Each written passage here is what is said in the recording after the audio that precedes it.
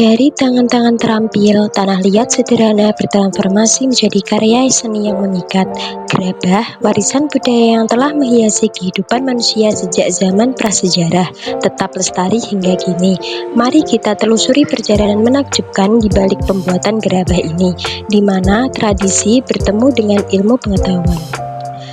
Desa Rendeng di Kecamatan Mahlo, Kabupaten Bojonegoro dikenal sebagai sentra pengrajin gerabah seperti celengan, cobek, kendi, dan lain-lain. Kerajinan ini merupakan warisan leluhur yang terus dilestarikan hingga kini. Awalnya, gerabah hanya diproduksi untuk kebutuhan lokal, lalu berkembang pesat seiring permintaan pasar yang meningkat. Puncak kejayaan terjadi sebelum krisis ekonomi pada tahun 1997 sampai 1998, ketika sekitar 70% penduduk menggantungkan hidup pada gerabah. Namun, krisis membuat banyak pengrajin gulung tikar karena biaya produksi tinggi dan daya beli menurun. Sejak 2015, pengrajin mulai berinovasi dengan membuat model-model baru seperti celengan karakter kartun. Gerabah di Desa Rendeng pun kembali diminati dan menjadi sarana edukasi yang menarik bagi pelajar dan pengunjung. Kini, kegiatan membuat gerabah dijadikan wisata edukasi dan pelatihan keterampilan yang mendukung kemandirian masyarakat. Proses pembuatan gerabah yang pertama diawali dengan mengambil tanah liat dari pegunungan dan lereng Bengawan Solo sebagai bahan utama pembuatan gerabah. Proses dimulai dengan memilih tanah liat berkualitas yang kemudian diolah melalui pengeringan untuk mengurangi kadar air dan perendaman kembali untuk meningkatkan plastisitasnya.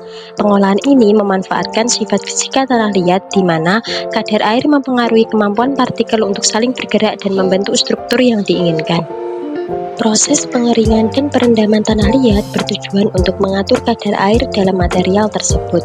Pengeringan mengurangi kelembapan berlebih, sementara perendaman kembali meningkatkan plastisitas untuk memudahkan pembentukan. Penambahan pasir halus selama pengolahan meningkatkan sifat mekanik tanah liat, seperti kekuatan dan ketahanan terhadap retak. Terdapat beberapa teknik pembuatan gerabah. Yang pertama, teknik cetak. Menggunakan cetakan memungkinkan reproduksi bentuk yang konsisten.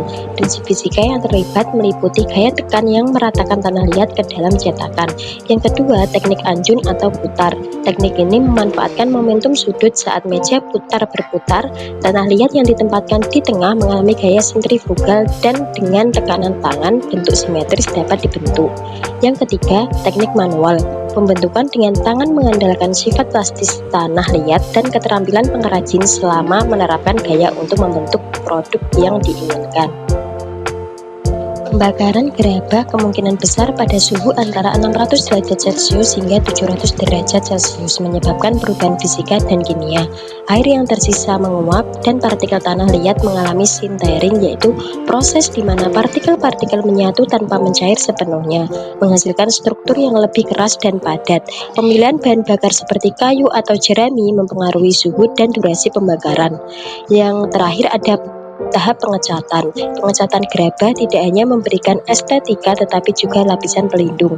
Penggunaan cat berbasis minyak atau air melibatkan prinsip adhesi dan kohesi. Cat berbasis minyak cenderung memberikan lapisan yang lebih tahan air, sementara cat berbasis air lebih ramah lingkungan dan mudah diaplikasikan. Dari proses panjang yang memadukan tradisi dan ilmu pengetahuan, lahirlah gerabah yang tidak hanya fungsional tetapi juga syarat akan nilai seni dan budaya. Setiap tahapannya mencerminkan pemahaman mendalam tentang sifat material dan transformasi yang terjadi, menjadikan gerabah sebagai bukti nyata harmoni antara seni dan sains. Setelah memahami proses pembuatan gerabah dari penjelasan sebelumnya, mari kita dengarkan langsung pengalaman dan pemahaman dari para pelaku utama, yaitu pengrajin gerabah yang selama ini menjaga warisan ini tetap hidup. Assalamualaikum warahmatullahi wabarakatuh. Selamat pagi, Kak. Sebelumnya perkenalkan, nama saya Akbar Zahra dari jurusan S1 Pendidikan IPA, FMIPA Universitas Negeri Surabaya. Tujuan saya ke sini untuk mengetahui lebih dalam dengan wawancara kepada kakaknya. Sebelumnya bisa perkenalkan diri terlebih dahulu. Ya, saya Gofur, ketua pengelola dari wisata edukasi gerabah yang dikelola oleh kelompok pengrajin Desa Rendeng, Kecamatan Mahlo, Bojonegoro. Sebelumnya tadi kan udah dijelaskan kayak alat bahan utama, bahan baku utama, proses pengeringan, penjemuran gerabah malenya, itu alat apa saja yang digunakan, Kak? Alat untuk apa? Alat untuk pengeringan maupun pembakaran. Alatnya ya kita jemur pakai matahari, tidak ada oven, kita masih menggunakan cara tradisional. Pembakarannya tadi alat-alatnya, bahannya kita menggunakan media terbuka, tidak ada jobong, tidak ada tungku, jadi terbuka itu ya terbuka, pakai bahan kayu bakar, jerami dan sekam. Berarti belum ada pakai inovasi modern ya, Pak? Nggak ada. Terus alat-alat buat pembakaran sama pengeringannya itu juga nggak buat sendiri juga? Alatnya apa? Yang buat penjemuran, pembakaran. Dari Kan alatnya ada apa?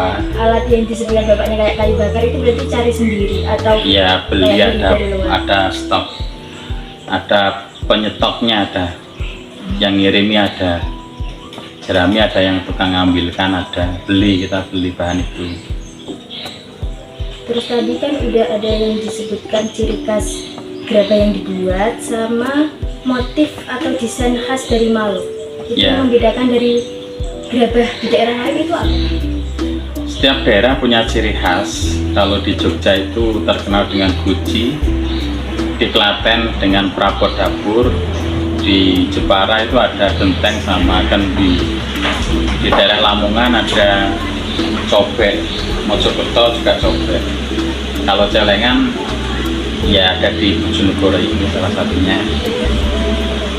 Saya lihat di artikel Google atau cari-cari itu ada kayak motif terbaru yang dikeluarkan dari sini itu Pak, gerabah motifnya tenggul, apa benar Pak? Tenggul itu sudah lama sebenarnya. Cuma peminatnya yang beli itu nggak ada.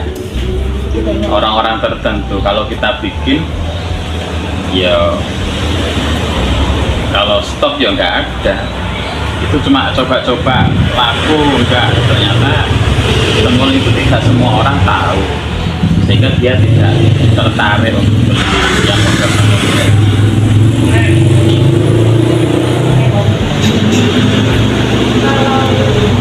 Kalau dari segi pemasarannya itu bagaimana sistemnya Pak? Kalau di sini? Pemasarannya kami melalui wisata yang kunjungan dari lembaga-lembaga kesini, yaitu mau belajar sekaligus beli produk. Kalau dikatakan gerabah yang dulu itu kita bisa jual ke luar kota, sekarang nggak bisa, karena peminatnya juga nggak seperti zaman dulu, pengrajinnya juga semakin berkurang, semakin hilang, gitu. Jadi sementara ya kita bertahan, kita jual dengan pengunjung yang datang ke sini untuk belajar sekaligus pembelian produk kami. Terus kan di sini katanya bapaknya sudah kayak lebih banyak urutannya sih dari dulu. Itu Ya. kan bapaknya ngomong. Terus ini upayanya bapak sama kelompok pengrajin lainnya agar masyarakat itu masih tertarik sama gerabah Maluku ini bagaimana? Ya kita selalu cari inovasi. Setiap tahunnya kita cari inovasi baru. Motif-motif. Ya, Terus apakah pemerintah atau lembaga lain turut membantu dalam pengembangan? ya banyak instansi yang membantu. Bahkan seminar di sini sudah berapa ratus kali. Menurut tanya apa lagi? Tadi ada pertanyaan terakhir dan terima kasih Ya. meluangkan waktunya untuk menerima kita di sini. Ya. Jadi terima kasih juga ilmu yang udah diberikan.